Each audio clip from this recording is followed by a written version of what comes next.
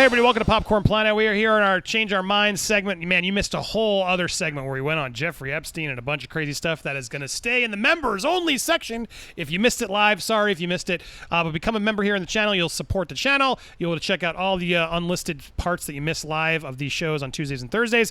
Here with Jody. Jody, what's up, my man? We've been having some good chats. Let's get to this. Let's do it. This final topic, let's see if this is interesting. Thondi Newton, you know who she is, right? She's now she's on Westworld right now, is popular.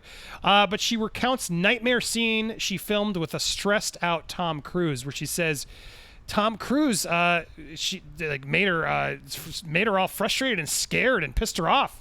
Apparently they had some drama on the set. This came from a story in Vulture. And here, so I have, hold on, where was it? I always prefer reading from the source. I've worked with Tom Cruise. He was very generous and open about sharing Scientology stuff. Christmas gifts would be something to do with Scientology. Okay, anyway, she's talking about, it was surprising to me, but anyway, he's really smart. I find it strange, yada, yada, but like what? Like a book with the greatest hits of Scientology, a bit like a Bible kind of thing. I was curious because it's like, wow. But what was your experience like on Mission Impossible 2, and why didn't you do another one? I was never asked. I was scared of Tom.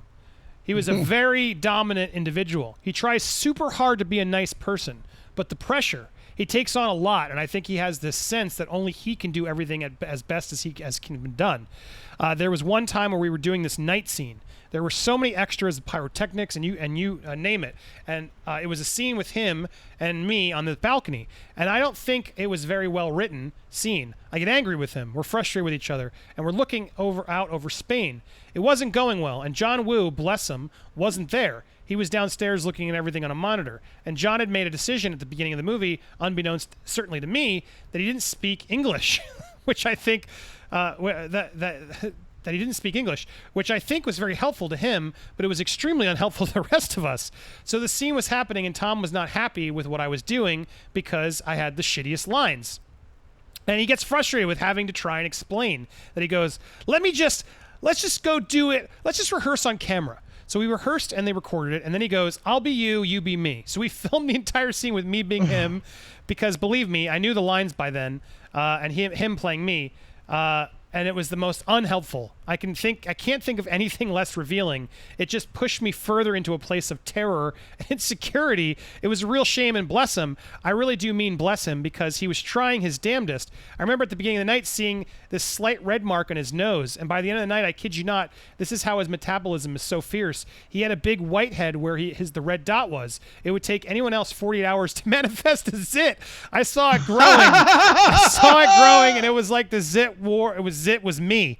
It was just getting bigger and bigger. I remember calling Jonathan Demme. I described the night to him, a nightmare, as I was describing it, and it was clear that I thought I was being a big effing problem. And Jonathan was like, Thandy, shame on you for not backing yourself. He was really sweet. And then Tom called, and I thought, oh, this is it, the apology. No, he was like, we're gonna go reshoot this scene next week. I'm like, way, brilliant. And the next time we shot it, I went in there and I just basically manifested all of this. Because I realized that's what he wanted. He just wanted the alpha bitch, and I did it as best I could. It's not the best way to get the best work out of someone. He wasn't horrible. It was just, he was really stressed. So now she's trying to save things here. I had the most extraordinary time, and you know who got me the role? Nicole Kidman. I've never actually outright asked her, but when your husband is like, would you mind me pretending to shag for the next 6 months? You know what I mean? It's kind of nice if you can pick together. Nicole was a huge advocate for me. Anyway, what do you think of this? I mean, that sounds like Tom. It does sound like Tom. It's not a side of Tom that we normally get to see, because Tom is so organized in his press and everything to sort of make sure you get this vision of Tom. But I can see a very stressed out, sort of angry Tom trying to get this scene right, and he's trying to figure out what to do. Do you think? I mean, but I love that Thondi's like doesn't care. She's like, yeah, I'll tell you the story about Tom. I'll spell it all out to you. What do you think of her? I think that's dope that she was really transparent saying what she went through, because we normally don't get stories about Tom Cruise like this, man. This is the first story that I've heard where it's like where it's very believable and in detail of that zit story is fun. Tom is just another breed, man. And when she was describing how he feels like nobody else can do the way he wants it to be done but him, I suffer from that. Like, because I tried to lean on my team, and they failed me a few times, and it drives me crazy. Like I feel like I'm the only one that could do it the exact way that I see it being done. Because I try to lean. A lot of people don't see my vision, and even when I try to explain it to other people, they still don't see it. So I'll just be like, you know what? Forget it. I'm just gonna do it right along with me or not. I'm doing full speed ahead. So I completely understand exactly what he's talking about. He saw a vision. He saw it in his head, and that's what he wanted to put and manifest it no matter what the cost. And I respect that about him. Is he a little bit weird? Yeah. I think being that good at what you do, I think being weird is a byproduct of that. Tom Cruise is... I like Tom Cruise. I love Tom Cruise, man. He puts out good films. He's a 100% dedicated to his craft. Somehow, he doesn't age. This motherfucker is fast. This fool's incredible, bro. He makes the best action movies out today. And I'm on the Tom Cruise team. Yeah. His Scientology or whatever, his religion or None whatever of my you want to business. say. Just don't force it. I don't care about that. I'm not looking into that. I care about Tom Cruise, the actor. His movies are fire. We need him in Hollywood. He is keeping the action genre alive by himself. Him and Keanu Reeves with John Wick. They need to keep this shit pushing. I support him 100%. But Danny was just giving an example of what it's like to be around the beast, baby. And hey, she's making his legend grow. Like the legend is getting bigger, but Tom is a real motherfucker out here, bruh. He's real with that shit. And shout to Thandi. I like them both after this. I got more respect for Thandi and more for Tom after this. Yeah, I want to see him in another movie now. Because she even said he tries to be nice. He was trying to be nice to her. But it just, it's just so tense. That just is what it is, man. If he was smart, he would invite her back to another movie and just sort of try to ease that. That's such an easy thing to have her show up in a Mission Impossible as a scene or whatever. But yeah, look, I it's funny you said, because I have the same. I relate totally to this too. Of like when I, especially over my time at Screen Junkies, etc. Look, a lot of people thought I was a jerk because I would always just sort of take over or want to do it my way because it's hard to give thumbs up, right? But one lesson I learned for you and others just out there, but like Honest Trailers as a sort of example, like it was so hard to let that go. Like, because I always had to be ingrained, and I always stayed a part of it. But I learned through other good people who were sort of helping me learn as I grew as sort of a leader. Like, it's more impressive when you can create something and hand it off, and then oversee it from afar. When you can actually teach it to somebody else to like continue to do it, and then you can step away to then create the next thing. I realized that is really like the coolest thing to be able to pull off. And so I was very proud of myself when I was able to find, like Spencer and Dan to like come in and like take it over and do it and do sort of, because they weren't there in the beginning. They weren't there. It was me and Brett, and then Brett left, and I had to sort of figure out how to do it. And I kept trying to keep it going, finding its voice and finding its way. And then thank God for Spencer and Dan who came in and sort of really, we found a new way with it, and it became what it was. But that's the reason I always say it's mine, because it's like I was the only one who really was there the whole way through to really see it to where it became. And I did have to teach them on how to do it and what the rules were. And then they became their own rules, etc. But letting it go at a certain point and letting it sort of find its way again did make it stronger for a period, because, I had a team that I could rely on. And when you can have someone you rely on and actually trust to do the thing that you don't think anyone else can do, it does actually really help. And then you can actually put your energy elsewhere. But it's hard to find those people who really know what you want, or you have the time or resources or money to be able to like get people there. Like we had a lot of writers who came in who I had to let go and who hated me because I was such a pain in the ass saying that's not good, that's not good, that's not good. But I had a brand I was very protective of, just like everybody is. Tom Cruise in Mission Impossible. This is part 2 of his franchise, so I'm sure he was very peculiar and particular because he wanted to make sure this wasn't. And that movie, everyone agrees, is the worst out of all of them. So he was probably stressing out in that movie too of like, crap, this isn't as good as the first one. What were we doing with John Woo, etc. But yeah, it's funny because I do see that and it feels like what's so crazy, he was kind of psychotic, but even Thandi could tell, yeah, but it was Tom Cruise, so I was sort of okay with it because, he's good at what he does. And you're right, she's almost creating the legend even more. Now you're like, oh man, that's the legend of Tom Cruise. When he's losing it. So it's an interesting story. I'm glad and I love the story of the zit.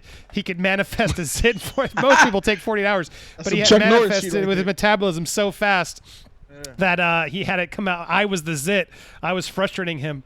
That's frustrating. It's nice she can sort of step back and see it now, but still be kind to him, but also call him out. That's why I think it would be smart for him to sort of do something to acknowledge it. But yeah, I mean, I'm excited for Tom Cruise in the next. I love that they're doing 7 and 8. I think it is now next.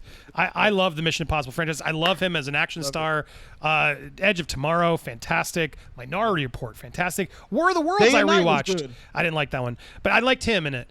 War of the Worlds, I rewatched, except for the ending. The ending is the worst part of it, but up until then, it's a pretty exciting movie. So I'm with you. I'm a fan of Tom Cruise. Where he had to put the hands over daughter and go in there and take Tim Robbins out, bro. Yeah, that was fire. Dude, that's what I'm saying. The whole build up and what do you do? But then, it's, spoiler alert, when they make it and then like, they find the family and they're all alive in some like undestroyed building. You're just like, come on. Yeah. You needed something darker in that world. I saw the sun go over that hill and fry. What? How the? Yeah, that's right. The sun comes out too. You're just like, come on. Get the freak out of here with that shit. They didn't need the sun to come back. By the time they breathed our air and drank our water, they were doomed. Like, what? The freak? It was too much. They should have just had the aliens leave or something. They could have figured out a way to sort of, and then they could have had another one, and left it more dark at the end. It was a bad choice. Tom Cruise is always dope in his movies, right? Yeah, it's true. Jack Reacher, like he's so likable. Whatever it is, he got it. He got me brainwashed. Tony, pretty boy, Tony, come on. Tony Karan, thank you for the chat. Andy, did you see Dan is not writing in Honest Trailers anymore since he left? He's been like a consultant, but not anymore. Dude, I don't know what the frick those guys are doing. I don't care anymore. Got his own sheet, of course. He's doing his own channel.